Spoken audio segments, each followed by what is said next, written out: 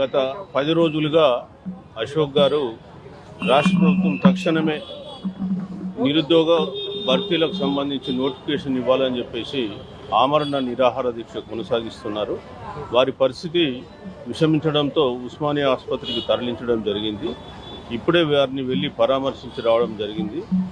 వారి పరిస్థితి కూడా చాలా క్రిటికల్గానే ఉంది.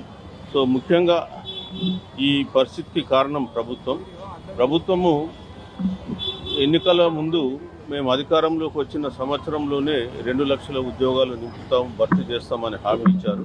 బట్ పాత నోటిఫికేషన్లే వాళ్ళు కొన్ని ఫిలప్ చేసి ఇప్పటి వరకు కొత్తగా వాళ్ళు నోటిఫికేషన్స్ ఇచ్చిందేం లేదు, పెద్దగా నింపింది కూడా ఏం లేదు.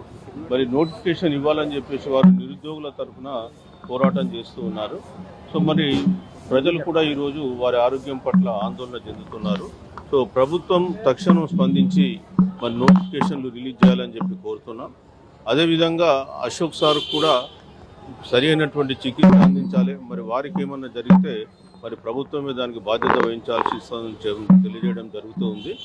అశోక్ ఇవాళ చేస్తున్నటువంటి ఈ దీక్ష నిరుద్యోగులందరి కొరకు వారు చేస్తూ ఉన్నారు. మరి నిరుద్యోగులు కూడా ఈ విషయాన్ని గుర్తుంచుకోవాలి, గమనించాలని చెప్తూ ఉన్నా. ఇంత చేస్తున్న రాష్ట్ర ప్రభుత్వం 10 రోజుల నుంచి కూడా ఒక్కటి కూడా స్పందించినటువంటిది లేదు. కేవలం ఒక ఎవరినన్నా దూతనన్నా పంపించి ప్రభుత్వం తరఫున మాట్లాడించి మీరు విరమింపజేసుకోండి, మేము త్వరలో నోటిఫికేషన్ ఇస్తామనేటువంటి విషయం కూడా వాళ్ళు చెప్పడం లేదు. మరి చూస్తూ ఉంటే ఏంటంటే ప్రజల ప్రాణాలు పోయినా పర్వాలేదు, మేము మాత్రం నిమ్మకు నీరెత్తినట్టు కూర్చుంటున్నాం అన్నట్టే వాళ్ళ వైఖరి కనిపిస్తుంది తప్ప ప్రజల సమస్యలు సాల్వ్ చేస్తామనేటువంటి పరిస్థితుల్లో కనిపించడం లేదు. అందుకే ఇవాళ ప్రజా సంఘాలన్నీ కూడా తీవ్రమైన ఆందోళనలో ఉన్నాయి. వారి ఆరోగ్యానికి ఏం జరిగినా కానీ ప్రభుత్వమే బాధ్యత వహించాలని చెప్పేసి మేము ఈ సందర్భంగా స్పష్టంగా తెలియజేస్తాం. మీతో మాట్లాడినప్పుడు దీక్ష విరమించండి అని అడిగే ప్రయత్నం మీరు ఏమైనా చేశారా? సో మేము అడిగినాం, దీక్ష మీరు విరమించుకోండి, ఎందుకంటే మీ ప్రాణం మీదకి వస్తున్నటువంటి పరిస్థితుల్లో మీరు ఇంకా కంటిన్యూ చేయడం కరెక్ట్ కాదు అని చెప్పాము.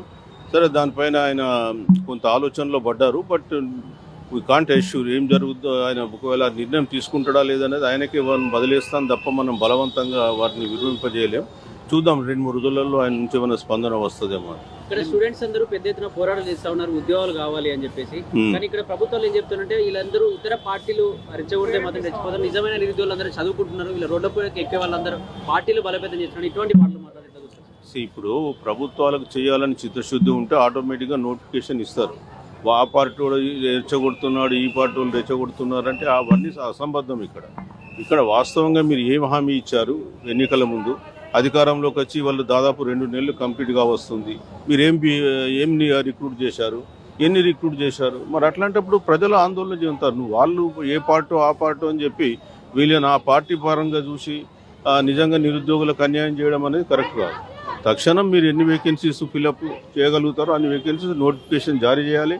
మీరు ఎన్నికల ముందు ఏదైతే ఇచ్చిందో హామీ ఫుల్ఫిల్ చేయాలని చెప్పి కోరుతున్నాను.